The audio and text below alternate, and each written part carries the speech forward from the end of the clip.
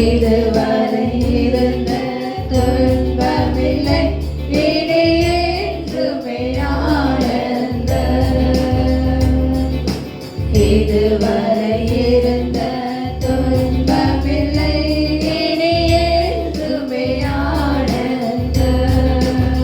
கிருபையிலே, தேவ கிருபையிலே தாங்கி நடத்தியதே,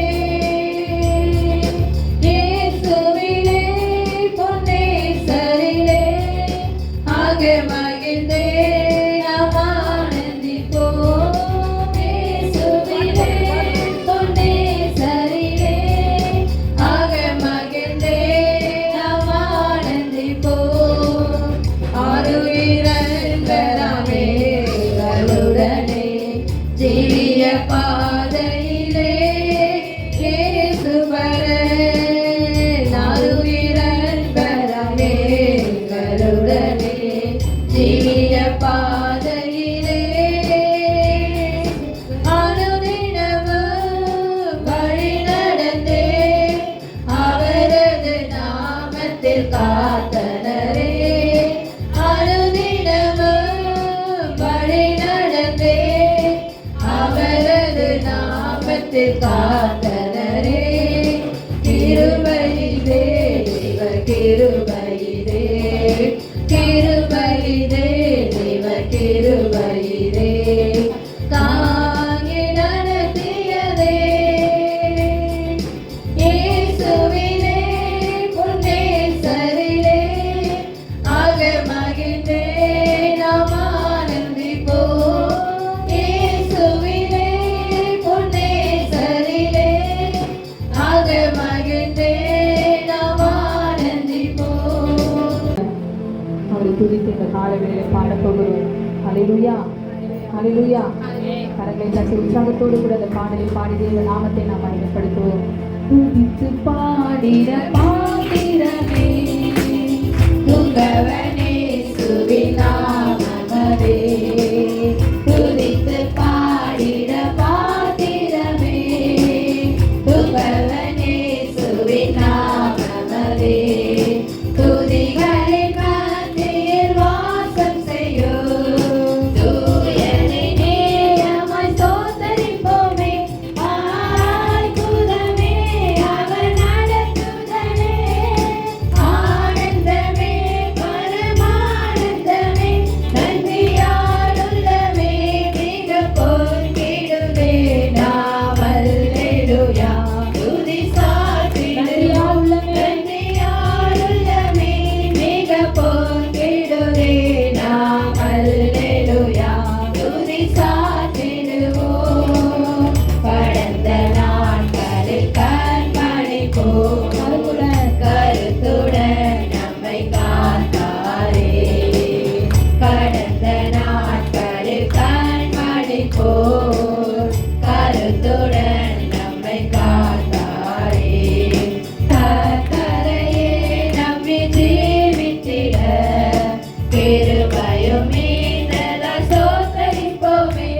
அற்புதமே அவர் நடத்துதலே, ஆனந்தமே பரமானந்தமே, கன்னியால் உள்ளமே மிக பொங்கிடுதே நாம். அல்லேலூயா, துதி சாற்றிடுவோம். நன்றியால் உள்ளமே மிக பொங்கிடுதே நாம். அல்லேலூயா, துதி சாற்றிடுவோம். வாக்கியம் உள்ளது வசனம் சொல்லுகிற பிரகாரமாய் அவருடைய பாதங்கள் சறுக்கின வேலையிலே ஒவ்வொரு நாளும் இமைப்பொழுது உன்னை கைவிட்டேன், ஆனாலும் உருக்கமான இறுக்கங்களால் உன்னை சேர்த்துக் கொள்வேன் என்று சொன்னது போல, ஓ தேவனே, ஒவ்வொரு நாளும் அனுதினமும் உங்களை பார்த்து வழிநடத்தின நம் மகா பெரிய கிருபைக்காக இரக்கத்திற்காக உனக்கு நன்றி என்று சொல்லி பாடுவோம், மகிழ்வோம், கொண்டாடுவோம். அப்பா சமூகத்திலே இந்த காலைகளிலே பாடி மகிழும்படியாக நாம் வந்திருக்கிறோம். ஒவ்வொரு அடியும் உணர்ந்தவர்களாய் அக்கினி மதில் நீரே, ஆறுதல் மழை நீரே, கட்டி துணை நீரே, இருளின் வெளிச்சம் அவர் ஒருவரே. ஹல்லேலூயா. இருளில் இருந்த ஜனங்கள் பெரிய வெளிச்சத்தை கண்டார்கள் என்று வேதம் சொல்கிற பிரகாரமா இந்த காலவெளியிலே நம்முடைய வாழ்க்கையிலும் ஒரு வெளிச்சமாக இருக்கிறார். இந்த காலவெளியிலே பாடி துதித்து அவரை கீர்த்தனம் பண்ணுகிறோம். இதற்கு ஒரு முகாந்திரம் உண்டு. நம்மை தேவன் வெளிச்சத்திலே அனுதினமும் நடத்தி சென்று கொண்டிருப்பதற்காக நன்றி உணர்வுள்ளவர்களாய் நாம் பாடுவோம். கை தட்டுங்க, கை கொடுங்கலாம் சொல்ல முடியாது. பாடும்போது உற்சாகத்தோடு கூட நாம் பாடி தேவனுடைய நாமத்தை மகிமைப்படுத்த போகிறோம். பரலோகமே அவரை குறித்துக் கொண்டிருப்பது போல அந்த காலவெளியிலே இந்த சபையிலே அவரை துதிக்கும் போது அந்த துதி அவருக்கு பிரியமாய், அவருக்கு பிரீதியாய் இந்த ஆராதனை தேவன் அங்கீகரித்து ஆசீர்வதிக்கப்படி ஒவ்வொருவரும் தங்களை மறந்து பரலோகத்தின் தேவனை நோக்கி நாம் பாடுவோமா? ஹல்லேலூயா. பாடுவோம், மகிழ்வோம், கொண்டாடுவோம், அப்பா சமூகத்தில் பாடி மகிழ்ந்து கொண்டாடுவோம், கொண்டாடுவோம், பாடுவோம், மகிழ்வோம், கொண்டாடுவோம், அப்பா சமூகத்தில் பாடி மகிழ்ந்து கொண்டாடுவோம், கொண்டாடுவோம், பாடுவோம், மகிழ்வோம், கொண்டாடுவோம், அப்பா சமூகத்தில் பாடி மகிழ்ந்து கொண்டாடுவோம், கொண்டாடுவோம். ஆக்கினி மறுநீரே, ஆறுதல் மழை நீரே, ஆக்கினி மறுநீரே, ஆறுதல் மழை நீரே, இக்கட்டு துணை நீரே, என் இக்கட்டு துணை நீரே,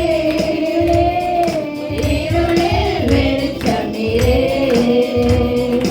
இருளில் வெளிச்சம் நீரே.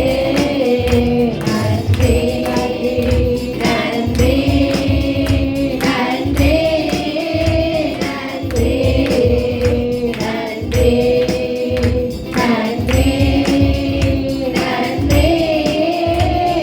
நன்றி, நன்றி, நன்றி சொல்லுவோம், நன்றி சொல்லுவோமா? நன்றி, நன்றி அப்பா. நன்றி, நன்றி, ஓ நன்றி, நன்றி, நன்றி, நன்றி. உயர்த்திக்கும் மருத்துவரே, துயரிக்கும் மருத்துவரே, என் துதிக்கு பாத்திரரே, துயரிக்கும் மருத்துவரே, என் துதிக்கு பாத்திரரே, ஜனமெல்லாம் நீதானையா, ஜனமெல்லாம் நீதானையா, என் பிரியமும் நீதானையா, என் பிரியமும் நீதானையா. நன்றி, நன்றி, நன்றி, நன்றி, நன்றி, நன்றி, நன்றி, நன்றி.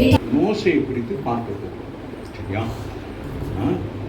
எப்பயுமே நோட்டு சும்மா எழுதிட்டு வருவேன், அதை தான் பண்ணுறது. ஆனால் இன்றைக்கி நோட்டாக எழுதிட்டு வந்திருக்கனால கொஞ்சம் முன்ன பின்ன ஆகும். அதனால் எல்லோரும் இதில் என்ன நடக்குங்க மட்டும் பார்த்துக்கிடுங்க. சரியா? நிறைய பேர் விளங்காமலாம் யோசிக்கலாம் இருக்கக்கூடாது. எலிசபெத் தலைமையில் சங்கர் யாருமே என்னது விண்ணானோன்ட்டு இல்லை, இதுக்குள்ள நமக்கு என்ன, அதுதான் மிக முக்கியம். சரியா? இது உள்ளுக்கு நம்ம எதையோ ஒன்று கண்டுபிடிச்சி நம்முடைய வாழ்க்கையை நம்ம சரிப்படுத்திக் கொள்ள வேண்டிய ஒரு காரியம் தான். சரியா? ஸோ அதனால மோசையை குறித்து சில காரியங்களை அந்த நாட்கள் தியானித்தேன். சரி, அது குறித்து நாங்கள் பார்க்கலாம். அதையோட இயேசு கிறிஸ்துவினுடைய காரியங்களை குறித்து பார்த்து திருவிருந்துக்கு நேராக போகலாம். இதில் நமக்கு என்னத்தை ஆண்டவர் சொல்லுகிறது, திருவிருந்து நாளிலே ஹோலி கம்யூனியனுக்கு நம்ம எப்படி தயார்படுத்துகிறார் அப்படின்னு சொல்லிட்டு. அப்போ மோசையுடைய காரியங்களை குறித்து நம்ம பார்த்தோம்னா 3 பரிமாணங்களை குறித்து நாங்கள் பார்க்கணும். ஒன்று எகிப்து, ஒரு பைபிள் ஸ்டடி மாதிரி தான் போய்கொண்டே இருக்கும். எகிப்தில் இருந்த ஒரு பரிமாணம். 2வது மீதியானில் இருந்த ஒரு பரிமாணம்னா அவர்கள் இருந்த காலங்கள். அதுக்கு பிறகு வனாந்திரத்திலே பிரயாணத்தின் காலங்கள். அப்போ 40 வருஷங்கள் எங்கே இருக்கிறாரு? எகிப்தில் இருக்கிறார். அதுக்கு பிறகு மீதியானில் என்ன செய்கிறார்? அங்கே ஒரு 40 வருஷம் இருக்கிறார். அவங்க எல்லாருக்கும் தெரியும். அடுத்து ஒரு 40 வருஷம் எங்கே இருக்கிறாரு? இந்த வனாந்திரத்தில் அவரோட பிரயாணம் பண்ணுகிறார். ஸோ அப்போ இந்த 40 வருஷங்கள் கிட்டத்தட்ட அந்த 80 வருஷங்கள் யாத்ராகமம் 2ஆம் அதிகாரத்தில் 1ஆம் வசனத்தில் தொடங்கி 25ஆம் வசனத்துக்குள்ள இந்த 2 சாப்டர் முடியுது. பாருங்க, எகிப்தில் வாழ்ந்த வாழ்க்கை அங்கே இப்படி கொண்டு போகப்பட்டாங்க, அந்த காரியங்கள்லாம் இருக்கு. ஆனால் ஒரே அதிகாரத்தில் என்ன செய்யப்பட்டிருக்குது? இந்த 2 சாப்டரை பார்க்கணும். ஒரு சாப்டர் என்னது? எகிப்தில் வாழ்ந்த 40 வருஷத்தின் காரியங்களை குறித்தும், 2வது நாங்கள் பார்க்குறோம் மீதியான் தேசத்துக்கு போன 2 காரியங்களை பார்க்கிறோம். அப்போ 3வது காரியம் என்னது? அவர் பிரயாணம் பண்ணுகிறார். எங்கே பிரயாணம் பண்ணுகிற காரியம்? அது 3வது அதிகாரத்தில் நாங்கள் பார்க்குறோம். சரியா? மோசே மீதியான் தேசத்தில் இருக்கிறார், அப்படியே போகிறது குறித்து இதை குறித்து நம்ம விளக்கமாக ஒரு சில காரியங்களை நமக்கு விளங்கின மாதிரி, இப்போ விளங்குனா விளங்கட்டும், விளங்காட்டியும் பரவாயில்ல, எதையாச்சும் உங்களுக்கு விளங்குனா பிடிச்சி கொள்ளுங்க. சரியா? ஸோ அதனால நாங்கள் பார்க்குறோம். இப்போ நான் என்ன சொல்ல வருகிறேன் என்று சொன்னால், அப்போ 40 வருஷம் எகிப்திலே மோசேயுடைய வாழ்க்கை எப்படியெல்லாம் இருந்தது, அவனோட தலை சிறந்த ஒரு தலைவனாக அவனை பயிற்சிவித்து கொண்டு வந்தாங்க. ஆமாவில்லையா? ஒரு வேளை அவன் எகிப்திலே இருந்திருந்தால் அவன் வரும் காலங்களில் என்ன நடந்திருக்கும்? எகிப்தில் அந்த ராஜாவுக்கு பிறகு அவன் ராஜா வந்திருக்கான். அந்த அளவுக்கு தான் அவன் பயிற்சி பண்ணி அவன் வச்சுருந்தாங்க. சரியா? ஸோ ஆனால் அவன் இடையில என்ன நடக்குது? ஒரு சம்பவத்தினால என்ன செய்யறான்? மீதியான் தேசத்துக்கு வரான். அப்போ முதல் அவனுடைய அனுபவம் படித்து கல்விமானாக உயர் பதவியிலே இருக்க வேண்டிய ஒரு நிர்பந்தத்துக்குள்ள இருக்குன்னா இது 40 வருஷ காலம். சரிங்களா? அந்த 40 வருஷ காலத்தில் அவனுடைய வாழ்ந்த வாழ்க்கை ராஜபோகமான ஒரு வாழ்க்கை.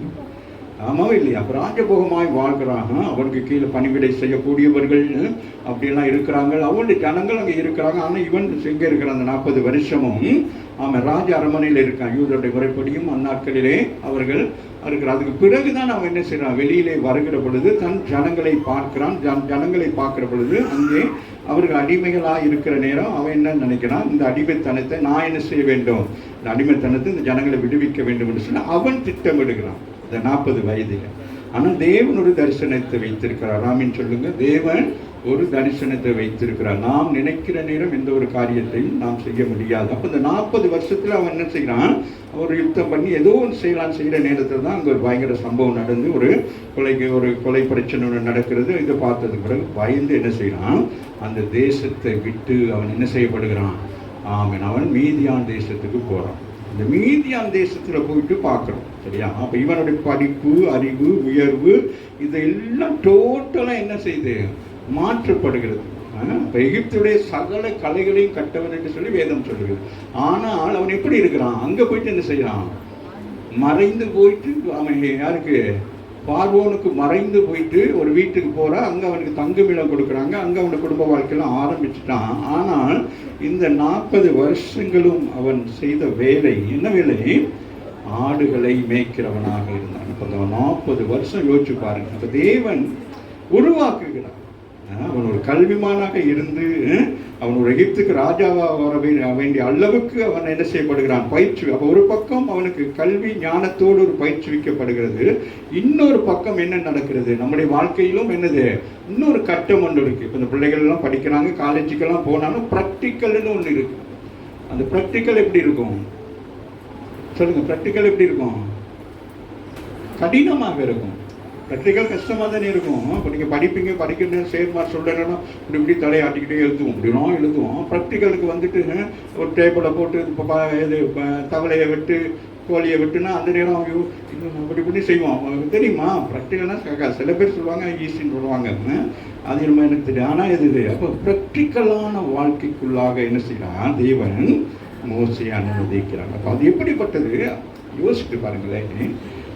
இப்போ நீங்கள் நல்ல ஒரு கம்பெனிலலாம் ஒர்க் பண்ணுறீங்க, நல்லா இங்கே அதுதான் அவங்க எல்லாரையும் நான் கனப்படுத்துறது காரணம் என்னன்னு கேட்டால், நீங்களாம் அங்கே யார்? கனத்துக்குரியவர்கள். உணவில்லையும் இப்போ மெல்லின்னு இந்த சேரெல்லாம் போடுன்னா அவள் போடுவான். ஆனாலும் நம்ம அங்கே எப்படி உட்காந்து வேலை செய்கிறோம், இங்கே உள்ளுக்குள்ள உள்மனது என்ன செய்யும்? ஒரு உதாரணத்துக்கு சொல்கிறேன். இப்போ ஜெனிதாவெலாம் காலையிலே பார்த்தா பையில் ஒன்று எடுத்துக்கிட்டு வருது, அப்புறம் இப்படி போகுது. அப்போ நாட்டக்கு ஜெனிதா அன்றைக்கி நாளைக்கு நீங்கள் தான் சேரலாம்.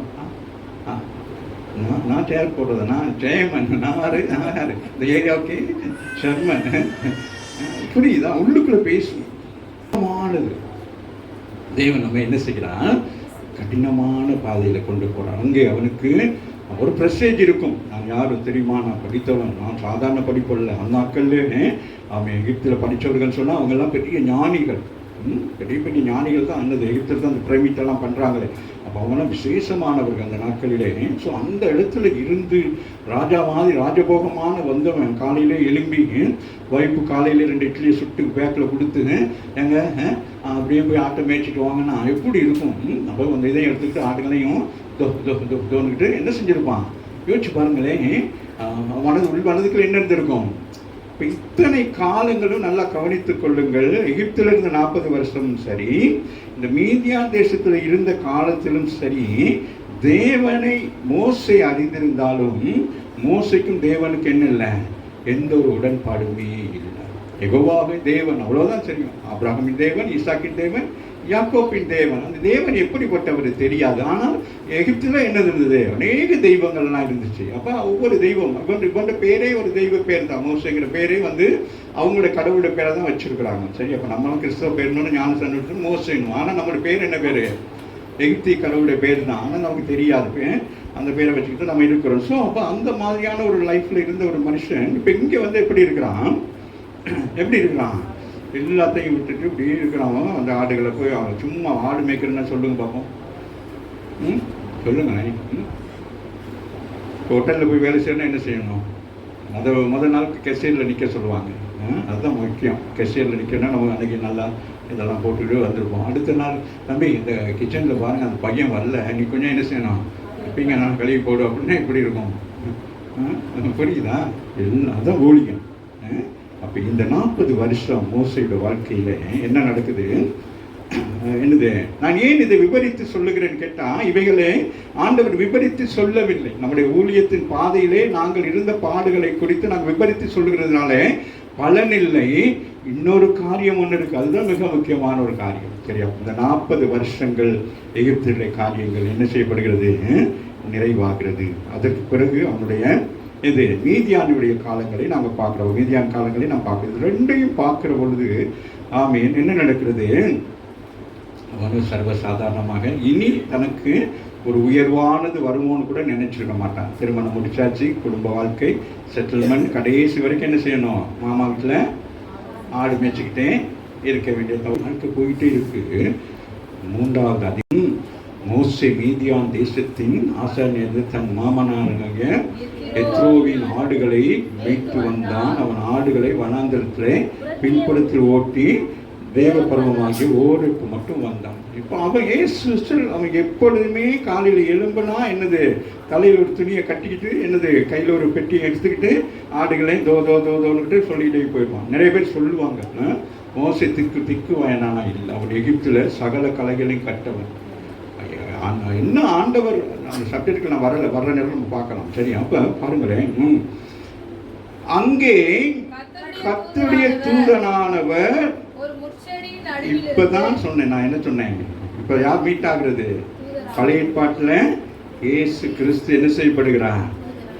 தூதராக இங்கே வெளிப்படுகிறார். மோசைக்கு 80 வருஷங்கள் டோட்டலாக என்னாயிட்டு முடிஞ்சிருச்சு. இப்போ வயதானவர் ஆடுகளை மேய்த்து கொண்டு போய் கொண்டிருக்கிற நேரம் காலம் இப்போ என்னாயிட்டு மோசை பக்கமாக வருகிறது. ஆகவே அங்கே கர்த்தருடைய தூதனானவர் ஒரு முச்செடியின் நடுவிலிருந்து உண்டான அக்னி சுவாலையிலே நின்று அவனுக்கு தரிசனமாகி அப்பொழுது அவன் உற்று பார்க்குறான். ஒரு நாள் அங்கே போனால் அங்கே இப்படி தான் அந்த மாதிரி வெயில், அந்த இங்கே மாதிரி இல்லை, பயங்கர வெயில். நம்மளாம் பாக்கியவான்கள். நம்மளாம் யாரு சொல்லுங்களேன்? வாய்ப்பு சொல்லுங்க, சொல்ல மாட்டீங்க. பாக்கியவான் தான் இருக்கிற மாதிரி தான் இருப்பீங்க. ஏன்னா நம்முடைய ஆசியா நாடுகளில் தான் நம்ம கிளைமேட் சேஞ்சஸ் ரொம்ப நல்லா இருக்கு. யூரோப்பியன்ஸ் எல்லாம் பயங்கரமாக இருக்குது. ஆமாம், இந்த கடந்த நாட்கள்லாம் பார்த்தா ஐஸ் கட்டி வீடு எல்லாம் என்னது வெளியேன்னு எல்லாம் ஐஸ்குள்ளே கிடந்து விதைந்துட்டு கிடக்குறாங்க. அப்புறம் 6 மாதத்துக்கு என்னது ஐஸ்குள்ளே இருக்கிறதும் 6 மாதம் அடிக்கிற வெயில், இப்படி ஒரு பயங்கர லைஃப். ஆனால் நமக்கு ஆண்டவர் ஒரு பசுமையான ஒரு என்னது ஒரு இதை கொடுத்துருக்கிறார். நம்ம இவ்வளோ பாக்கியவான்களாக இருக்கிறோம் இல்லையா? ஸோ அப்போ பார்க்குறோம் செடி எரிஞ்சுக்கிட்டு இருக்கு. அப்போ பார்க்குறாரு மோசே, சரி இது இயேசு நடக்கிற விஷயம் தானே, சில நேரங்களில் ஏதோ நடந்திருக்கு அப்படின்னு சொல்லிட்டு. ஆனால் இது கொஞ்சம் வித்தியாசமாக இருக்கிறது. ஒராமின்னு சொல்லு வாசிங்க. இல்லை அது வரமா? அது அப்பொழுது அவன் உற்று பார்த்தான், முச்செடி அக்கினியால் அது வெந்து போகாமல் இருக்கிறது. இதுவரைக்கும் பார்த்ததெல்லாம் வெந்து போயிருது, எரிஞ்சு எரிஞ்சு காஞ்சி போயிருது. ஆனால் இப்ப செடி மாதிரி அது எரிந்து கொண்டிருக்கிறது, ஆனால் எரியவில்லை. ரொம்ப ஆச்சரியமாய் பார்க்கிறோம். சரியா? ஆச்சரியமாய் பார்க்கிற பொழுது மோசே இந்த முச்செடி வெந்து போகாதிருக்கிறது என்ன, நான் கிட்டே போய் இந்த அற்புத காட்சியை பார்ப்பேன் என்றார். இப்போ அவரு யோசனை வந்துருச்சு. இப்போ நம்ம என்ன செய்யணும்? போய் பார்க்கணும். இது என்னடா எப்பவுமே நான் பார்த்துருக்குறோம், எரிஞ்சு போயிடும். ஆனால் இப்போ அவர் திசை திருப்புகிற ஆண்டவர் என்ன செய்யறார்? 80 வயதிலே என்ன செய்யறார்? நல்லா கவனித்துக் கொள்ளுங்கள். அழைப்புகள் எப்போது வேணுமானால் இருக்கலாம். சொல்லுகிறார், நீங்கள் என்னது தாயின் கருவிலே உருவாவதற்கு முன்பதாக.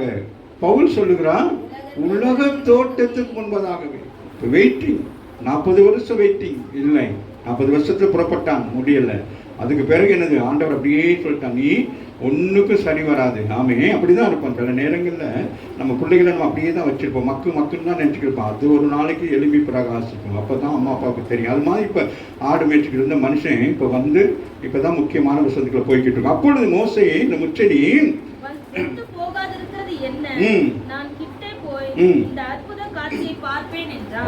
அவருக்கு உள்ளத்துக்குள்ள ஒரு வந்துச்சு. என்னடா இதுவரைக்கும் நம்ம 40 வருஷமா அந்த ஆடு தானே மேய்ச்சிட்டு வந்தோம், இந்த ஏரியாக்கள் எல்லாம் வந்தமே.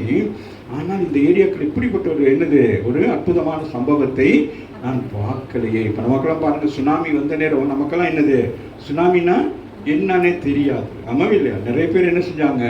இப்போ யாரும் என்ன நடந்திருக்கும்? இந்த காலகட்டத்தில் சுனாமி இருந்தால் என்ன செஞ்சிருப்பீங்க? Very good. மேரி பாருங்க, அவள் போயிட்டா. அவளுக்கு அந்த பதறதுக்கு அந்த நேரமே செல்போன் இருந்தால் என்ன செஞ்சுருக்கலாம்? அது வாரிக்கொண்டு போகிற நேரமே என்ன செஞ்சுருக்கலாம்? அவன் பார்க்கும்படி கிட்ட வருகிறதை கர்த்தர் கண்டார். பாருங்க, அவன் கிட்ட வர்ற நேரம் என்னது?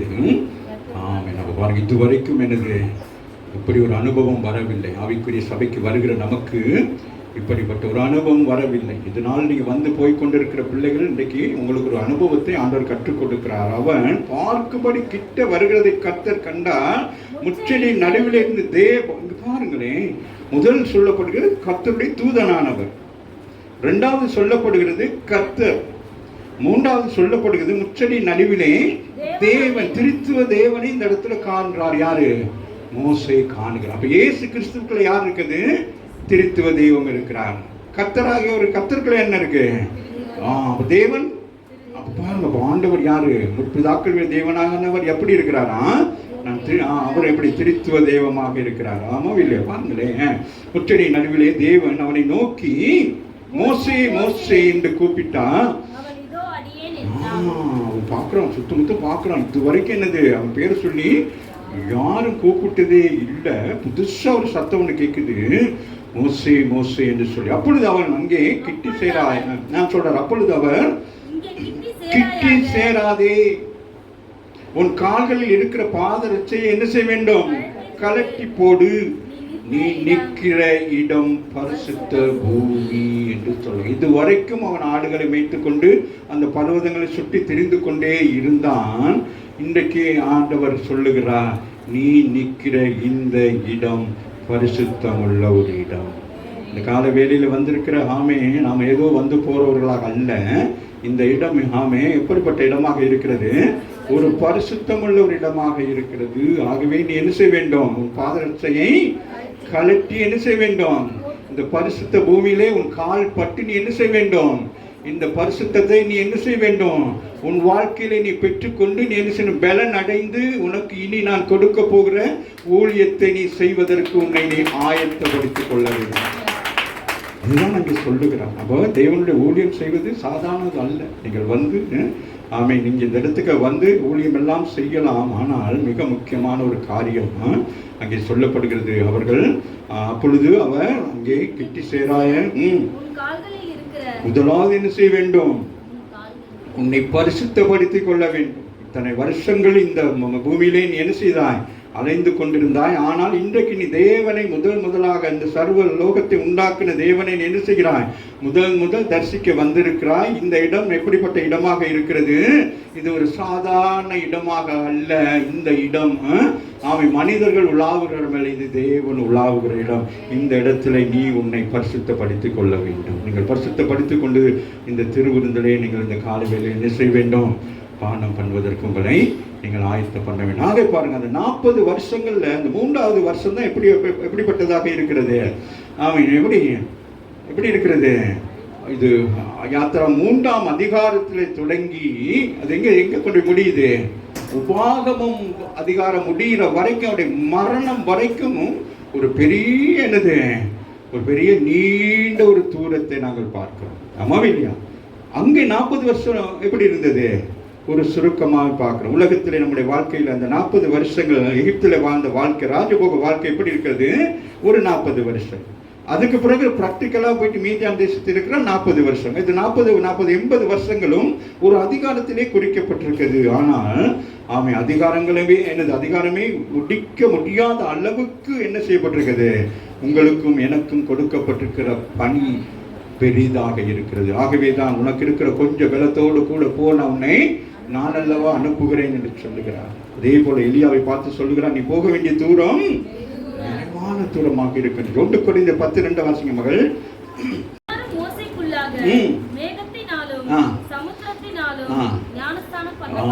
இப்ப பாருங்க, எங்க வராங்க? இப்ப எகிப்துல இருந்து புறப்பட்ட நான் உங்களுக்கு சொல்லிட்டேன், அதனால உங்களுக்கு தெரியும். இப்ப எகிப்துல 2வது கட்டம் நமக்கு இது என்னது? 2வது கட்டம் எகிப்துல இருந்து அவங்க என்ன செய்யறாங்க? புறப்பட்டு கானானுக்குள் பிரவேசிக்கிறார்கள். கானான் என்னது? ஆசீர்வதிக்கப்பட்ட தன்னுடைய சொந்த தேசம். ஆண்டவர் இன்றைக்கு அது இஸ்ரவேலாக இருக்கு. அந்த சொந்த தேசத்துக்குள்ள இந்த ஜனங்கள் புறப்பட்டு வருகிற பொழுது இவர்களுக்கு என்ன நடக்கிறது? இயற்கையாகவே மோசையை கொண்டு கர்த்தர் என்ன செய்கிறார்? அந்த ஜனங்களுக்கு என்ன செய்யறாரு? நீங்கள் ஞானஸ்தானம் பெற்றாதான் நீங்க என்ன செய்ய முடியும்? கானானுக்குள்ள பிரவேசிக்க முடியும். ஆமாவே இல்லையாப்பா? எத்தனை பேரு? 6 லட்சம் பேருக்கு ஒரு மோசையால என்ன செய்ய முடியாது. ஆனால் என்ன நடக்கிறது? தேவன் கூட இருந்து. வாசிங்களேன், எல்லாரும் வந்து அத்தனை பேரும் ஒருவர் கூட மிஸ் ஆகவில்லை. அவருக்கு அவ்வளவு பேர் என்ன செய்யறாங்க? அந்த ரெட் சீக்குல போறாங்க. எதுவுக்கு? செங்கடலுக்குள்ளாக பிரவேசிக்கிறார்கள். பிரவேசிக்கிற பொழுது இதை பவுல் கண்டுபிடிக்கிறார். என்ன கண்டுபிடிக்கிறாரு? இது ஒரு சாதாரண விஷயம் அல்ல. இப்படி ஆண்டவர் கடலை 2ஆக பிளந்து இந்த ஜனங்களை கொண்டு போவாரானால் இது உள்ளுக்கு ஒரு ரகசியத்தை வைத்திருக்கிறார். அந்த ரகசியம் தான் ஞானஸ்தானத்துக்கு ஒப்பனையாக இருக்கிறது. ஒரு சொல்லுங்க, உலகத்தில் அடிமைகளாக இருந்தவர்கள் அடிமைத்தனத்திலிருந்து விடுவிக்கப்பட்டு அவர்கள் போகிற அந்த பாதையை குறித்து வேதத்தில் பவுல் பார்க்கிறார். அப்ப அவர் ஆராய்ச்சி பண்ணி பார்க்கல. சொல்றார், வாசிமக, எல்லாரும் என்ன செஞ்சாங்க? மோசைக்குள்ளாக. மோசன் தான் யாரு? கேப்டன். சரியா? அப்ப மோசை தான் என்ன செய்கிறாரு? 40 வருஷங்கள் முடிந்தது. அடுத்த 40 வருஷம் என்ன செய்தார்? ஆடுகளை வைத்துக் கொண்டு அடுத்த 40 வருஷத்துல புறப்பட்டு என்ன செய்யறாரு? ஒரு லீடர்ஷிப்ல இருக்கிறார். ஒரு பொறுப்பான ஒரு காரியத்தில் இருக்கிறார். அப்ப அந்த ஜனங்களை எல்லாரும் என்ன செய்ய, ஒரு தலைவனாக, ஒரு மேய்ப்பனாக இருந்து ஒரு ஆடுகளும் விலகி போகாதபடி எல்லா ஆடுகளுக்கும் என்ன செய்திருக்கிறார்? சத்தியத்தை போதித்து அந்த ஆடுகள் வழி விலகி போகாதபடி அவர்களை ஞானஸ்தானத்துக்குள்ளாக நடத்தி அவர்களை என்ன செய்ய வேண்டும்?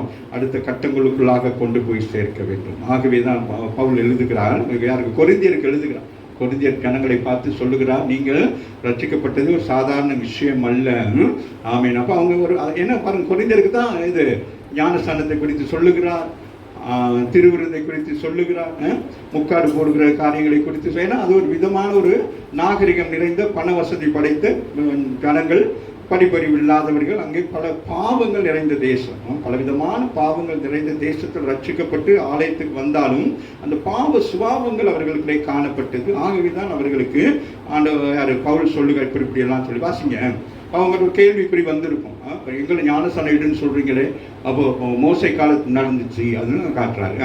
எல்லாரும் மோசைக்குள்ளாக மேகத்தினாலும் சமுத்திரத்தினாலும் ஞானஸ்தானம் பண்ணப்பட்டார்கள். முழு ஜனங்கள், அந்த 6 லட்சம் அடிமைகளும் என்ன செய்யப்பட்டார்கள்? ஆயத்த பண்ணப்பட்டு கானானுக்குள் போவதற்கு முதல் படி ஞானஸ்தானம். ஆமீன் சொல்லுங்க. ஆமாவும் இல்லையா? அதுக்கு பிறகு யோசுவாவின் நாட்கள், அதுக்கு பிறகு அது காரியங்கள். நம்ம மோசையை மாத்திரம் பார்த்து கொண்டிருப்போம். மோசையுடைய வாழ்க்கை உள்ள இன்னொரு சம்பவத்தை வாசிப்போம். அப்போஸ்தலர் 7ஆம் அதிகாரத்தில் 22 வாசிங்க. மோசை யார் என்று சொல்லி பார்ப்போம். மோசே எகிப்தியருடைய சகல சாஸ்திரங்களிலும், அதான் நான் சொன்னேன். மோசே என்னது? சகல சாஸ்திரங்களும் என்னது? எல்லா படிப்பும் இருக்கிறாரு. சகலமும் கற்றுக் கொடுப்பான். எகிப்திலே ஒரு ராஜாவுடைய பிள்ளை எப்படி இருக்கணுமோ அதே போல என்னது அவருக்கு எல்லாவற்றையும் கற்றுக் கொடுத்திருக்கிறாங்க. வாசி மகள். மோசே எகிப்தியருடைய சகல சாஸ்திரங்களிலும் எல்லாவற்றையும் கற்றுக் கொடுத்து கற்பிக்கப்பட்டு வாக்கிலும் வந்தம் பாருங்க. அப்புறம் அதான் நான் சொல்ல வந்தேன். வாக்கில் எப்படிப்பட்டவரா? வல்லவரம். நல்ல பேசக்கூடிய மனிதன். திக்குவாய் நல்ல 40 வருஷங்கள் ஆடு மேய்ச்சிக்கிறதுனால பேன்னு பேசியிருக்க மாட்டான். வைப்புக்கிட்ட போயிட்டு பேன பேசியிருப்பான். எப்படி பேசியிருப்பான்? அப்போ இந்த 40 வருஷம் அங்கே புரியுதா? அப்போ நீங்களே நம்ம யாரோ கொஞ்சம் நாளைக்கு போயிட்டு பாம்பே போயிட்டு வந்துட்டான். பியா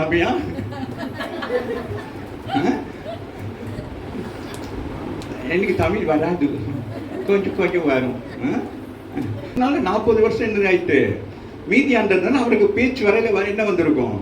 இப்போ நம்ம பேசுகிறோமே சென்னை தமிழ், இந்தியா தமிழ் பாருங்க. இப்போ நாங்கள் பேசுகிற தமிழ் அப்படியே கலப்படம் இல்லாமல் நாங்கள் பேசுகிறோம். ஆனால் இங்கே பேசலாம் எஸ்ஓ பட் ட்ரெயின் அப்படின்னு நம்ம போய் சேர்ந்து அந்த மாதிரிக்கு அங்கே போய்ட்டு ராஜாக்கிட்ட பேச இயலாது. யார்கிட்ட? எகிப்து ராஜாக்கிட்ட போயிட்டு ஆண்டவர் சொன்ன காரியத்தை சொல்கிற நேரத்தில் அப்படி சொல்லிடணுமா? எப்படி சொல்லணும்? ஒரு விஷயத்தை ஒருத்தர் போய் சொல்கிறேன்னா என்ன ஒன்று நீங்கள் என்ன செய்யணும்? ஒன்று தமிழில் சொல்லணும், இல்லை மலையாளத்தில், இல்லை தெலுங்குல சொல்லணும். எல்லாத்தையும் கலந்து சொன்னால் இந்த வசனம் பாருங்க. இப்போ மோசே எகிப்தியருடைய சகல சாஸ்திரங்களிலும் கற்பிக்கப்பட்டு வாக்கிலும் செய்கையிலும் வல்லவனானான். டிப்ஸ் கேட்டா டக்குன்னு இந்த பிள்ளைங்களாம் பாருங்க, கேள்வி கேட்டா இப்படி பதில் எழுதுங்க. எக்ஸாம் எப்படி இருக்கிறான்னா வல்லவனா இருக்கிறான்னு சொல்லி. அதனால நம்ம நினைக்க கூடாது மோசே திக்குவாயின்னு யாரும் சொன்னா நீங்க சொல்லுங்க. நானே 1/2 மணி நேரத்தில் பிரசங்கம் பண்ணேன். அப்புறம் தான் தெரிஞ்சு அதெல்லாம் இல்லை, அப்படி இருக்க முடியாது இல்லையா? ஸோ அவர் அது பாசையில் கொஞ்சம் ஒரு பெரிய இடத்துல போயிட்டு பேசுகிறேன்னு நம்ம ரொம்ப கவனமாக போகும். நம்ம இப்படியெல்லாம் பேசுகிறோம். ஒரு டாக்டர்கிட்ட போய் பேசல எப்படி பேசணும்? ஒரு லாயர்கிட்ட போய் பேசல எப்படி பேசணும்? ஒரு மினிஸ்டர்கிட்ட போய் பேசணும் எப்படி பேசணும்? அப்புறம் வாங்க அப்படியா பேசுவோம். அங்கே போனோன்னே சும்மாவே என்ன வரும்? கை இப்படி வந்துடும். சில பேர் இப்படி கட்டுவாங்க. புரியுதா? சரி, வாசிங்களா. மோசே சகல சாஸ்திரங்களிலும் கற்பிக்கப்பட்டு வாக்கிலும் செய்கையிலும் வல்லவனானான். பாருங்க, அவர் எப்படிப்பட்டவராக இருக்கிறார்? வல்லவராக இருக்கிறார். சரியா? அவரை குறித்து எபிரேயர்ல 3:2 வாசிங்களேன். மோசே தேவனுடைய வீட்டில் எல்லா இடங்களிலும் உண்மை உள்ளவராக இருக்கிறார். அன்பு பிள்ளைகள் எப்படி இருக்கணும்? சபையில எப்படி இருக்கணும்? வீட்டில், வேலை தலங்கள்ல, மற்றோட பேசுகிறதுல பொய்க்கு பேசக்கூடாது, பொய்க்கு சிரிக்கக்கூடாது, பொய்க்கு பிரைஸில் சொல்லக்கூடாது. இதுவும் சர்ச்சுக்கு வருதா பிரைஸில் சிஸ்டர் அப்படிங்கக்கூடாது. நடக்கிறத பாரு பிரைஸில் ஒரு பிரதர் அப்படின்னு சொல்லக்கூடாது. ஆமாம் இல்லையா? எப்படி இருக்கணும்? உள்ளுக்கு அப்படி இருக்க உண்மை உள்ளவனாக இருக்கிறான். மோசே எப்படி இருக்கிறாரா? ஆண்டவருக்கு முன்னாடி எப்படி இருக்கிறாரு? அந்த பணிகள் செய்வதற்கு எனக்கு அதில் இந்த பகுதி எடுக்குன்னு நான் யோசித்தேன். யோசுவா ஒண்ணுமே, மோசைக்கு அலைப்பிடிச்சு தரிசனம் இருந்துச்சு. யோசுவா பின்னுக்கே ஓடிக்கிட்டே இருக்கிறாரு. அவருக்கு எதுவுமே கிடைக்கல. ஆனால் கடைசியில் இஸ்ரவேல் ஜனங்களை ஆனாக்களை கொண்டு போய் சேர்க்கக்கூடிய ஒருத்தன். அதுதான் நம்ம சில பேர் பெரிய பெரிய ஊழியங்களாம் செஞ்சுக்கிட்டே இருப்பாங்க. ஆனால் சில பேர் ஊழியமே செய்யாத மாதிரிக்கிட்டு இருப்பாங்க. ஆனால் கர்த்தர் அவங்களை முன்பிரித்து மறைத்து வைத்திருப்பார். உங்களிலும் அநேகரை கர்த்தர் என்ன செய்வார்? மறைத்து வச்சுப்பாங்க. தாளந்துகள்லாம் இருக்கும். அந்த நேரத்தில் தான் என்ன செய்வார்? எடுத்து பயன்படுத்துகிறது தான் நமக்கு ஆச்சரியமாக இருக்கும். பேதுரு பிரசங்கிக்கிற பொழுது அங்கே எவ்வளவுங்களாம் சொல்கிறாங்க, என்னது படிக்காதவங்க இப்படி பிரசங்கம் பண்ணாங்க எப்படி அப்படின்னு சொல்லிடாமா இல்லையா? அப்படி கர்த்தர் என்ன செய்வார்? அவனை பயன்படுத்துகிறவராக இருக்காக. வாசி மகன்.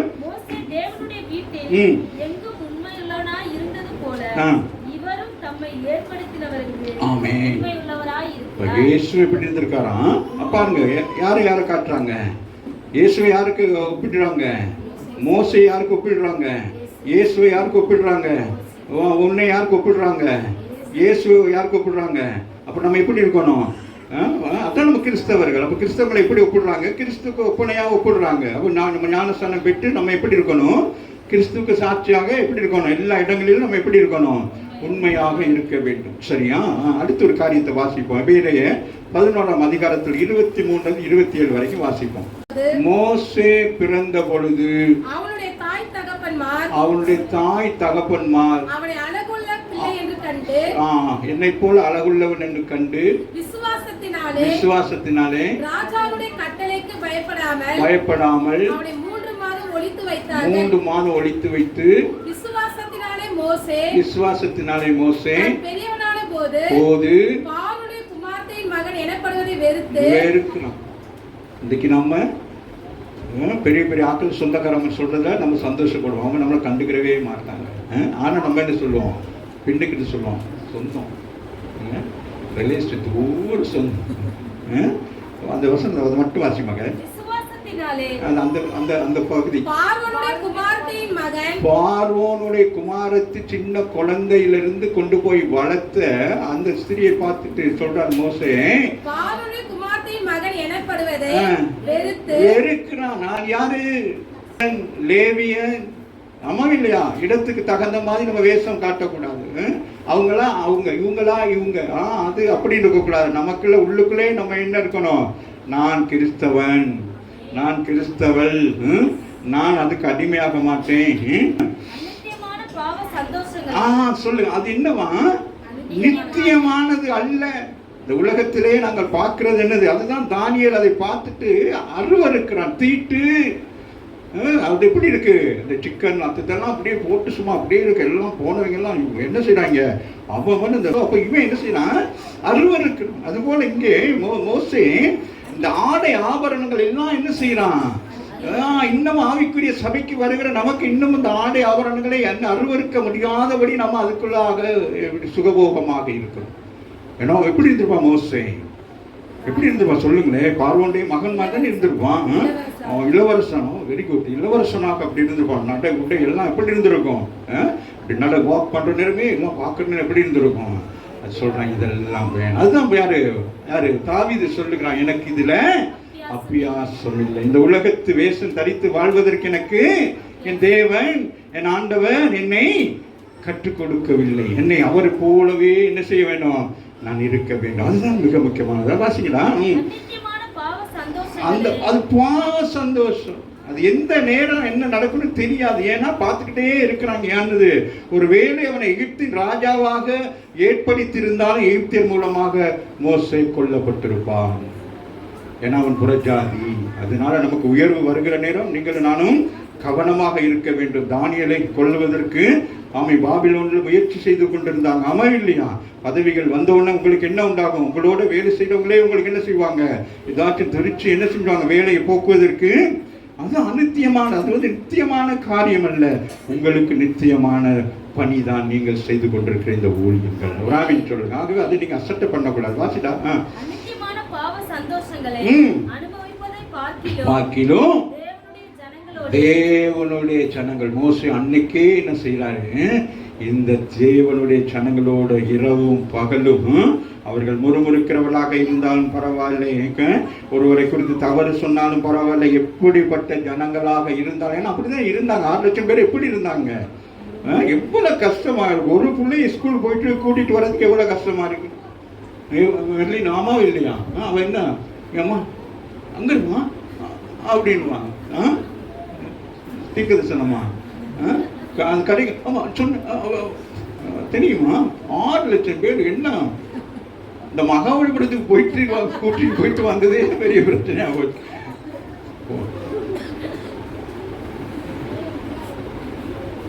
இறங்குற பஸ்ஸை விட்டு இறங்குற வரைக்கும் பேசாம இறங்குனதுக்கு வரை எல்லாம் எறும்புகளாட்டும் உங்க ஓடுது. எனவே பாஸ்டராகவே தெரியும்.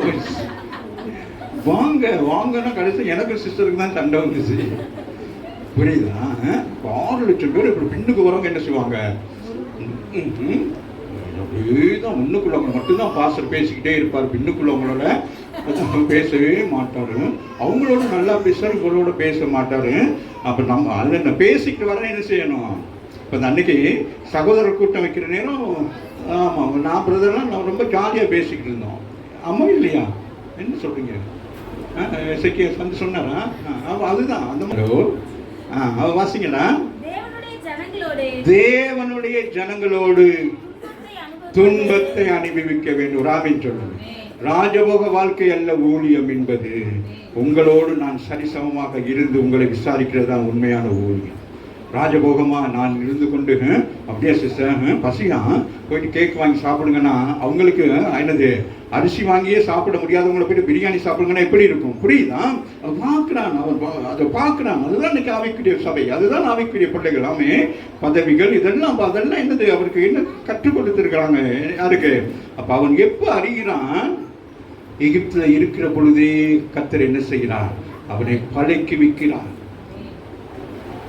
அதனால தான் ஆண்டவர் என்ன செய்கிறார்? ஒரு சம்பவத்தை ஏற்படுத்தி அந்த சம்பவத்தின் மூலமாக அவனை மீதியான் தேசத்துக்களை கொண்டு போகிறார். இப்போ மீதியானில் போயிட்டு என்னது என்ன வேலை செய்யணும்? கலெக்டர் வேலை என்னது? ஆடுகளை எப்படி மேய்க்க வேண்டும், அந்த ஆடுகளை எப்படி கவனிக்க வேண்டும், அதுக்கு எப்பொழுது சாப்பாடு கொடுக்க வேண்டும், எப்பொழுது கொண்டு போய் தண்ணி கொடுக்கணும், எப்படி அது திருப்பி கொண்டு வரணும், அந்த ஆடுகளை எண்ணணும், அதுகளை கொண்டு போய் அந்த கூடுகளில் கொண்டு போய் சேர்க்கணும். அப்போ அதெல்லாம் அந்த ஆள் பார்த்துருப்பான்ல, அந்த மாமிக்காரை பார்த்துருப்பானா இல்லையா? லாபான் பார்த்தான் இல்லையா? லாபான் என்ன செஞ்சாரு? யாக்கோபுக்கு என்ன செஞ்சாரு? என்ன சரி வாசிங்களா?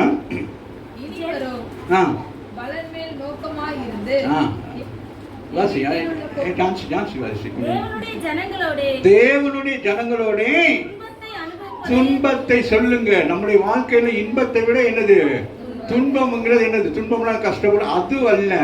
ஆண்டவருடைய ஊழியத்தின் நிமித்தம் வருகிற பாடுகள், அவமானங்கள், நிந்தைகள். குடும்ப வாழ்க்கையில நீங்க துன்பம் அனுபவிக்க ஆண்டவர் என்ன செய்ய மாட்டாரு? அனுமதிக்க மாட்டார். ஆமே. நீங்க இங்க ஊழியத்தை துன்பம் அனுபவிக்கிற பொழுது உங்களுடைய தனிப்பட்ட வாழ்க்கையில தேவன் உங்களை ஆசீர்வதிக்கிறவராக இருக்கிறார். ஏன்னா இது அவமானம், நிந்தைகள். ஏன்னா கிறிஸ்துவுக்குள் வாழ்கிற உங்களுக்கு நெருக்கடி என்ன நெருக்கடின்னு கேட்டா உங்களை கிறிஸ்துவிலிருந்து உடைத்து வெளியே கொண்டு வருவாங்க. அதுதான் துன்பம், வேற ஒரு துன்பம் அல்ல. இப்போ நீங்கள் ஒரு இடத்துக்கு போனீங்கன்னா உங்களை என்ன செய்வாங்க?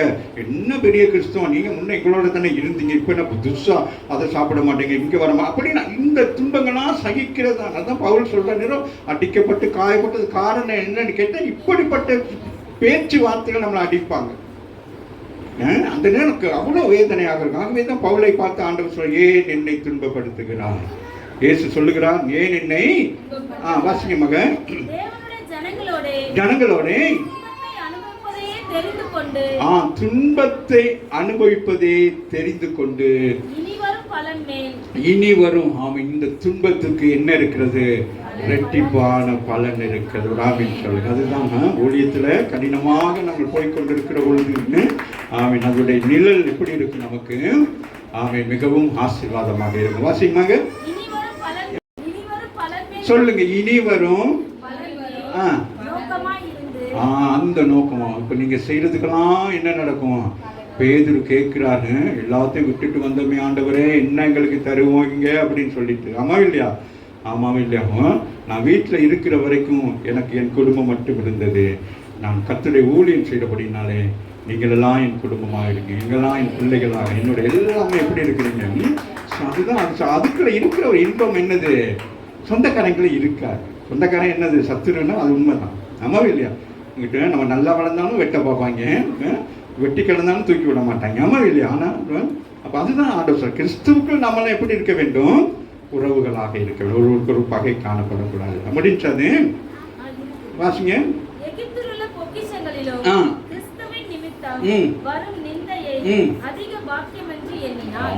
அதெல்லாம் ஆண்டவர் நிமித்தம் வருகிற நிந்தையை தான் நீங்க என்ன செய்யணும்? பாக்கியம். ஒரு பாட்டு கூட இருக்கு இல்லையா? ஃபாதர் கூட பாடிட்டாரு. அது மாதிரி நம்ம தேவையில்லாத பிரச்சனைகளை மூக்க நுழைச்சிட்டு அதுல பிரச்சனை வந்ததுக்கு ஆண்டவரே ஆண்டவரே ஆண்டவரே சோதிக்கணும். அவரு இன்ஸ்பெக்டர்ல வந்து உங்களை சோதிக்கிறதுக்கு அது நீங்களா போய் விழுந்தது. பாடுகள்னா ஊழியத்து நிமித்தம் நமக்கு வருகிற அவமானங்கள், ஊழியத்து நிமித்தம் வருகிற பாடுகள், அதுதான் நமக்கு என்னத்தை கொண்டு வரும்? ஆசீர்வாதத்தை கொண்டு வரும். நாம ஏதாச்சும் ஒன்றில் போய் மாட்டிட்டு அதுல வந்துட்டு நம்ம என்ன செய்யக்கூடாது? ஜெபம் பண்றேன் கேட்க மாட்டேன்னா ஆண்டவர் என்னது? நீ ஜெபம் பண்றதுக்கு முன்னாலும் நீ என்ன செஞ்சிருக்கணும்? நீ என்கிட்ட கேட்டிருக்கணும். அப்போ நான் உனக்கு ஆலோசனை கொடுத்துருப்பேன். நீ ஆலோசனை படி செஞ்சிருந்தா நான் உன் பக்கம் இருந்திருப்பேன். நீ என்கிட்ட கேட்கவே இல்லை. இப்போ போய் நீ என்ன செய்யல? பிரச்சனைகள் இருக்கிற இப்போ வந்து நீ ஆண்டவர் யார்கிட்ட நான் போய் நிற்கிறது? புரியுதா? அது ரொம்ப கவனமாக இருக்கிறது. வாசிங்க. அதான் இந்த யோகோட காரியங்கள்லாம் வாசி, அது இப்போ வேணாம், அதெல்லாம் ரொம்ப போயிட்டே இருக்கும், உங்களை ரொம்ப மனசாட்சி ரொம்ப இதாகிடும். வாசிங்கம்மா. இனிவரும் பலன்களில் நோக்கமாய் இருந்து எகிப்தில் உள்ள பொக்கிஷங்களிலும் கிறிஸ்துவின் நிமித்தம் பாருங்க, பவுல் எழுதுகிறார், கிறிஸ்துவின் நிமித்தம் எழுதுகிறாரா, அதிக பாக்கியம். நாம் கிறிஸ்தவர்களா இருக்கிறதுனால நமக்கு என்னது, நிந்தைகள் வந்தாலும் நாங்கள் பாக்கியவான்கள். நாம எப்படி இருக்கிறோம், பாக்கியவான்களாக இருக்கிறோம். சரியா? இப்போ நாங்கள் மோசேயிலிருந்து அப்படியே வாரோம், இயேசு கிறிஸ்துக்குள்ள வந்து நாங்கள் என்ன செய்ய போகிறோம். 2 சப்ஜெக்ட் இருக்கு, அதை நாங்கள் வாசிச்சு முடிக்கலாம். அப்போ இயேசு கிறிஸ்துடைய வாழ்க்கையை பார்க்குற பொழுது முதல் அவருடைய வாழ்க்கை எங்க ஆரம்பிக்குது, எங்க பிறக்கிறாரு, பெத்லகேம்ல பிறந்து கொஞ்ச காலம் எகிப்தில் போய் மறைந்திருக்கிறார். அது எவ்வளவு காலம்னு தெரியாது. சரியா? அப்ப கொஞ்ச காலம் என்ன செய்கிறாரு, எகிப்தில் இருந்துட்டு அதுக்கு பிறகு அவர் வந்து நாசரேத்துல தங்குறார். அதோட கல்குலேஷன் நாங்கள் பார்க்கலாம். ஒரு எகிப்துக்கு போன காலம், குழந்தையில போயிட்டு ஒரு 2 வயசு 3 வயசுல திருப்பி வந்துட்டார், ஒரு 5 வயசு வந்துப்பான்னு வச்சுக்கோங்களேன். அப்போ எகிப்தின் காலம் கொஞ்ச காலம். அதுக்கு பிறகு எங்க நாசரேத்துல எத்தனை வருஷம், 30 வருஷம். இதை கழிச்சு போனால் ஒரு 15 வருஷம்னு வச்சுக்கிடுவோமே. இந்த எகிப்தில் இருந்த காரியமும் சரி, அதே போல என்னது நாசரேத்தில் இருந்த காரியமும் என்னது பெரிதாக என்ன செய்யப்படவில்லை, குறிக்கப்படவில்லை. அந்த 30 வருஷ காலத்தை ஆண்டவர் அங்கே என்ன செய்யப்படவில்லை, அங்கே குறிக்கப்படவில்லை. ஆனால் அந்த 3.5 வருஷ ஊழியம் அது நீண்ட தூரமாக இருக்கிறது. சரியா? இதை பார்த்து நம்ம என்ன செய்யலாம், இதை நாங்கள் முடிக்கலாம். சரியா? அப்போ 2 வருஷம் 3 வருஷம் அப்படி அங்கெல்லாம் இருந்துட்டு இப்போ நம்ம மத்தேயு அதிகாரத்துக்கு வாங்க என்னோட கூட. மத்தேயு 2ஆம் அதிகாரத்தில் இருந்து நீங்கள் 2ஆம் அதிகாரம் பார்த்தீங்கன்னா, அந்த 2ஆம் அதிகாரத்தில் அவருடைய பிறப்பு, அவர் நாசரேத்துக்கு வருகிற விஷயம் வரைக்கும் எப்படி போட்டிருக்கு, ஒரே அதிகாரத்தில் போடப்பட்டிருக்கிறது. அவர் பிறக்கிறாரு, அதை தேடி வராங்க, அதுக்கு பிறகு தப்பி போய் எல்லாம் கலந்து திருப்பி நாசரேத்துக்கு 23 வருஷத்துல நாசரேத்து என்னும் ஊரிலே வந்து வாசம் பண்ணினா. சரி, அப்போ இந்த இது எப்படி இருக்கிறது, மறைவாக இருக்கிறது. இதை குறித்து மேன்மை பாராட்டுவதற்கு எதுவுமே இல்லை. ஆனால் இந்த 3ஆம் அதிகாரத்தில் நம்ம வாசிக்கிற பொழுது, 3ஆம் அதிகாரம் வாசிக்கலாம், 15 17 வரைக்கும் வாசிக்கலாம். அவனுக்கு பிரதியுத்தரமாக, இப்பொழுது இடங்கொடு, இப்படி எல்லா நீதியையும் நிறைவேற்றுவது நமக்கு ஏற்றதா இருக்கிறது என்றார். ஆமா, இப்ப ஞானஸ்தானத்தை குறித்து இங்கே சொல்லப்படுகிறது. சரியா? இதுலயும் ஒரு ரகசியத்தை வைத்திருக்கிறார். இந்த ரகசியத்தையும் நாம மோசேயோட 2 ரகசியத்தை வைத்து நாங்கள் யார் என்று கண்டுபிடிச்சு நம்ம என்ன செய்ய வேண்டும், இன்னும் நம்ம பலப்படுத்திக் கொள்ள வேண்டும். வாசிமாக, இயேசு அவனுக்கு பிரதியுத்தரமாக, இப்பொழுது இடம் கொடு. அவன் பார்க்கிறான். யாரு யோவான் பார்க்கிற நேரம் இயேசு வந்தோடனே என்னது, இயேசு பார்த்தோன்னு அவனுக்கு என்ன செய்ய முடியல, ஞானஸ்தானம் கொடுக்க பயப்படுறான். அதுதானே உள்ள காரியம்.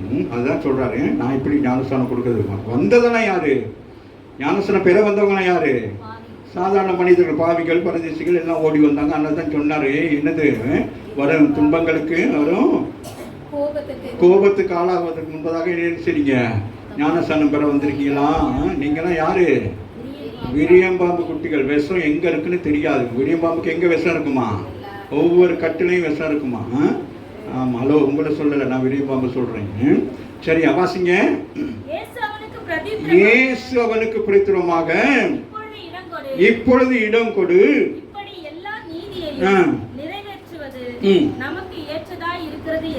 நமக்கு ஏற்றதாக இருக்கு. எனக்கு ஏற்றதாக என்று சொல்லவில்லை, இது நமக்கு ஏற்றதாக இருக்கு. நாம் செய்கிற காரியம் நம்ம எல்லாருக்கும் தேவையான ஒன்றா இருக்கு. நான் முன்மாதிரியா ஒரு காரியத்தை செய்வேன், அந்த காரியத்தை நம்ம எல்லாரும் என்ன செய்ய வேண்டும், செய்ய வேண்டும். இந்த இடத்தில் ஒரு பெரிய ஒரு மாற்றத்தை ஆண்டவர் கொண்டு வருகிறார். வாசி மகள்.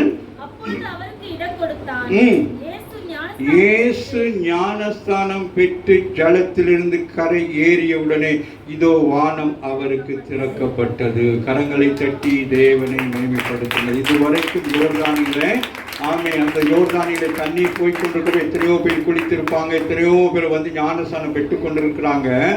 ஆனால் முன்குறிக்கப்பட்ட இயேசு கிறிஸ்து ஞானஸ்தானம் பெறுகிற பொழுது அங்கே சொல்லப்படுகிறது, வானம் அவருக்கு திறக்கப்பட்டது. அத்தனை வருஷங்கள் ஆடுகளை மேய்த்து கொண்டிருந்த மோசே போய் அந்த மலையிலே நிற்கிற பொழுது ஆண்டவர் சொல்லுகிறார், இந்த பூமி பரிசுத்தமுள்ள பூமி. ஆமாவில்லையா? பவுல் சொல்லுகிறார், நீங்கள் தேவனுடைய ஆலயமாக இருக்கிறீர்கள் என்று சொல்லி. ஆமாவில்லையா? இப்ப வாசிப்போம். தேவ ஆவி புறாவை போல இறங்கி தம்மேல் வருகிறதை கண்டார். அப்பதான் என்னது, இத்தனை வருஷங்கள் அவருடைய ஊழியத்தில், அவருடைய வாழ்க்கையில என்னது, அவர் என்னது, யூதனாகவே இருக்கிறார். ஆமாவில்லையா? நல்லா கவனித்துக் கொள்ளுங்கள். யூதனாக இருந்து எப்படி இருக்கிறாரு? மரியாளுடைய மகனாக, யோசேப்புடைய, அப்படித்தானே இருக்கிறாரு. ஆமாவில்லையா? இப்ப காலம் மாறுது. நல்லா கவனித்துக் கொள்ளுங்கள். மோசையுடைய காலம் மாறுவது போல இயேசுடைய காரியம் மாறுகிறது. இது உங்களுக்கு ஒரு அதிசயமான ஒரு காரியமாக இருக்கிறது. ஆகவே அங்கே சொல்றது, வானம் திறக்கப்பட்டு இறங்கி. அப்பதான் என்னது, ஆண்டவன் என்ன செய்யப்படுங்க, ஞானஸ்தானம் பெற்ற உடனே, நல்லா கவனித்துக் கொள்ளுங்க, ஞானஸ்தானம் பெற்ற உடனே பாத்தீங்களேன், தேவ ஆவி புறாவை போல இறங்கி அவர் மேல் வருவதை அவர் கண்டார். சுற்றில் இருக்கிற ஜனங்களும் என்ன செய்திருப்பார்கள்? கண்டிருக்கலாம். ஆமாவே இல்லையா? அடுத்து சொல்லுகிறது, அன்றியும் வானத்திலிருந்து ஒரு சத்தம் உண்டாகி, இவர் என்னுடைய நேசகுமாரன். புரியுதா? என்ன சொல்ல வராரு இயேசு? தேவன் என்ன சொல்ல வருகிறாரு? திரளான ஜனங்கள் மத்தியிலே ஞானஸ்தானம் எடுக்க வருகிற பொழுது ஆண்டவர் என்ன சொல்றாருன்னா,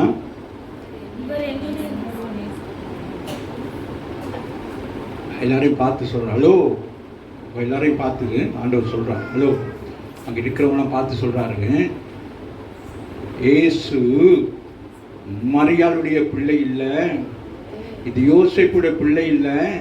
இந்த 30 வருஷ காலம் நீங்க நினைத்து கொண்டிருக்கலாம், இந்த பிள்ளை யோசேப்புடைய பிள்ளை, மரியாளுடைய பிள்ளை. இது அவருடைய பிள்ளை அல்ல, இது என்னுடைய பிள்ளை. ஆமாவும் இல்லையா? இது யாருடைய பிள்ளை? யாருடைய பிள்ளை? தேவனுடைய பிள்ளை. சொல்றாரு, அதான் சொல்றாரு, அதான் அந்த இடத்துல சொல்றாரு. புரியுதா? பாருங்கள், தேவ ஆவி வந்து புறாவை போல இறங்கி தம்பேல் வருவதை கண்டார். அன்றியும் வானத்திலிருந்து ஒரு சத்தம் உண்டாகிறது. சத்தம் உண்டாக்கி சொல்ற, இவன் என்னுடைய நேசகுமாரன், நேசகுமாரத்தை. கரங்களை தட்டி தேவனை மேம்படுத்துங்கள். நீ இருக்கிற பொழுது ஆண்டவர் என்ன சொல்லிப்பான்? She is my daughter, she is my daughter, she is my daughter. இப்ப மெர்லின், உங்க அப்பா பேர் என்ன? நல்ல தம்பி இல்ல, ஞானஸ்தானம் பெற்றுட்டு உங்க அப்பா பேர் என்னது? The Lord, தேவன். நீ தேவ புள்ள, தேவ புத்திரி. நம்பவே இல்லையா?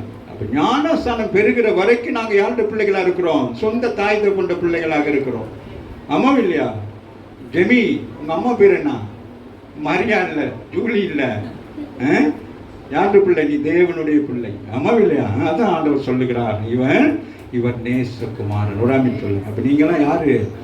அப்ப ஞானஸ்தானம் பெற்ற பிறகு இந்த பூமியில இருக்கிற உறவுகளை நீங்கள் மேன்மைப்படுத்தக்கூடாது. உங்கள் உறவு தேவனோடு கூட இருக்கிறது. ஆமாவையிலே. ஆகவே தான் சொல்லுகிறார், இவர் வந்து யாரு?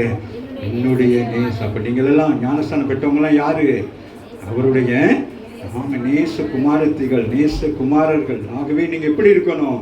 அவருடைய சித்தத்தை செய்யும்படி உங்களை அழைத்திருக்கிறார். நம்பவில்லையா? ஆகவே அதுபோலதான் அங்கே மோசே அந்த இடத்துல என்னது, மோசைக்கு அதே சம்பவம் தான், இங்க இயேசுக்கு நடக்கிற சம்பவம் தான் அங்கேயும். என்ன செய்யப்படுகிறான்? நீ நிக்கிற பூமி என்ன பூமி?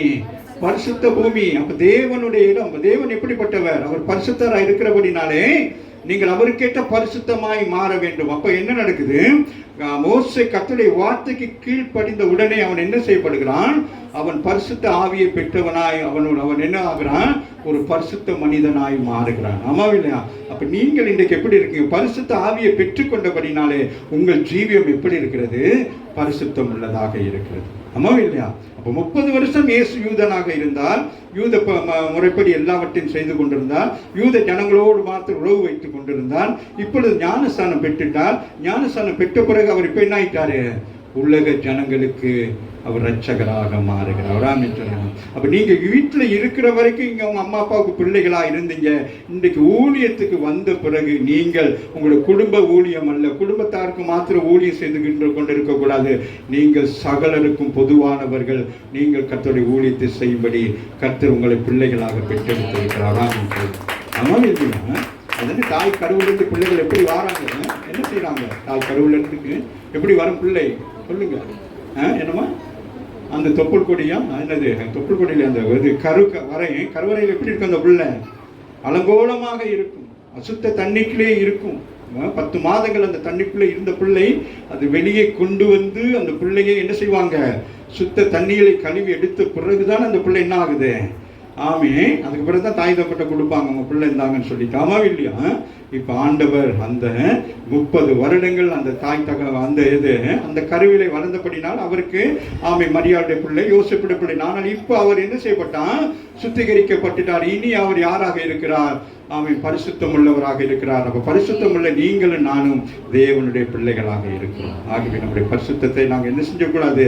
ஒரு நாளும் அதை குலைத்துக் கொள்ளுவர்களாக இருக்கக்கூடாது. ஆகவே மோசே அந்த அபிஷேகத்தை பெற்றுக்கொண்டான். அவன் ஒரு பரிசுத்த மனிதனாய் மாறினபடினால்தான் தேவன் அந்த ஊழியத்தை அவனுக்கு கொடுத்தார். ஒரு ஊழியம் செய்து கொண்டிருக்கிற நீங்களாம் சாதாரணமாக நீங்கள் என்ன செய்யக்கூடாது?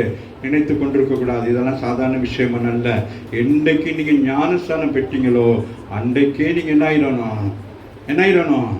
தேவனுடைய பிள்ளையாய் மாறிடணும். அம்மாவில்லையா?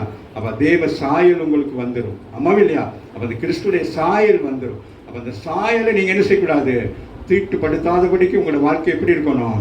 அதனால தான் மாதந்தோறும் நம்ம என்ன செய்யறோம்? சில இடங்களெல்லாம் என்னது? ஆண்டவர் நினைவு கூறும்படி, புதிய உடன்படிக்கை நினைவு கூறும்படி தன்னுடைய சரீரத்தையும் ரத்தத்தை ஏன் பானம் பண்ணோம்னா நமக்குள்ள இருக்கிற பழைய ஜென்ம சுவாவ குறைகள் நம்ம மேற்கொள்ளுகிற நேரத்தில் நாம் இதை பானம் பண்ணுகிறதுனாலே நம்ம என்ன செய்யப்படுகிறோம்? மீண்டும் நாங்கள் என்ன செய்யப்படுகிறோம்?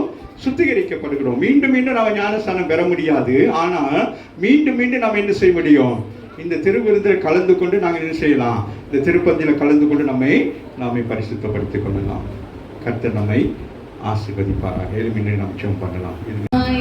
என்னை நேசிக்கின்றாயா?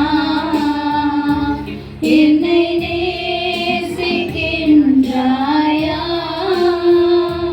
கல்வாரி காட்சியை கண்ட பின்னும் நேசியாமல் இருப்பாயா?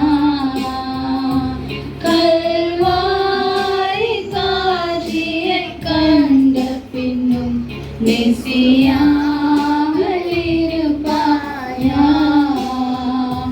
பாவம் பார பரிசுத்தனான், பாவி உன்னை அழைக்கிறேன் பா. பாவம் பார பரிசுத்தனான், பாவி உன்னை அழைக்கிறேன் பா. உன்மாம் யாவையும் சுமப்பேனென்றேன், பாதம் தன்னிலை பாரமா.